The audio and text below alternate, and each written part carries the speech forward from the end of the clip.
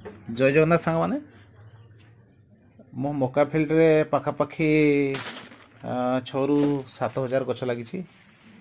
ଆଉ आज ସକାଳୁ ଆସିକି ଦେଖିଲା ବେଳକୁ ସବୁ ଗଛ ତ ପ୍ରାୟ ସୁସ୍ଥ ଅଛି। ତା ଭିତରୁ 8-10ଟି ଗଛ କ'ଣ ହେଇଛି ନା ଏମିତି ପୋକ ଖାଇଗଲା ଭଳିଆ ଦେଖାଗଲା। ତେଣୁ ମୁଁ ସେ ଭିତରକୁ ପଶି ଦେଖିଲି 8-10ଟା ଗଛ ପ୍ରାୟତଃ ପୋକ ଖାଇଯାଇଛନ୍ତି।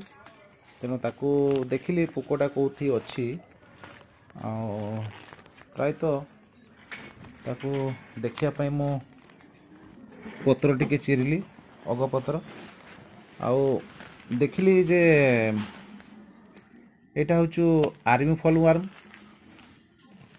ଏ ପୋକଟିର ନାମ ଖୋଜିବା ପାଇଁ ମୁଁ ଆରମ୍ଭ କଲି ଏବଂ ଏ ପୋକ କ'ଣ ହେଉଛି ନା କଣ୍ଟ୍ରୋଲ କରିବା ପାଇଁ କ୍ଲୋରୋପାଇରିଫସ୍ ସାଇପ୍ରୋମେଥ୍ରିନ୍ याकू औषध स्प्रे करिया कथा, किंतु गछ पाखापाखि जेहेतु 5 फुट 5.5 फुट हाइट होती, तेणु सबु गछरे प्रायतः आवश्यकता नहीं औषध स्प्रे रो।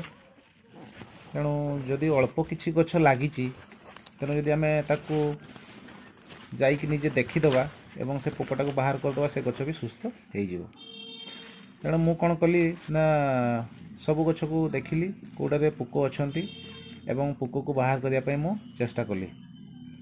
एवं एटा देखिली फ्रेश प्राय से राति रे गछर अगटा को सी अगपत्र को खाई एवं ताकू बाहर करने चेष्टा कली। एवं देखंतु से पोक केमती आर्मी फॉल वर्म केमती अगपत्र केमती खाई सी भीतर को पड़ी एवं ताकू हे देखंतु मु काढ़िली केते बड़ पोकटा। देखंतु ए पोकटा कौन हम ना से अगर जो तार जो बाहर से अगटा को सी काटिदेव।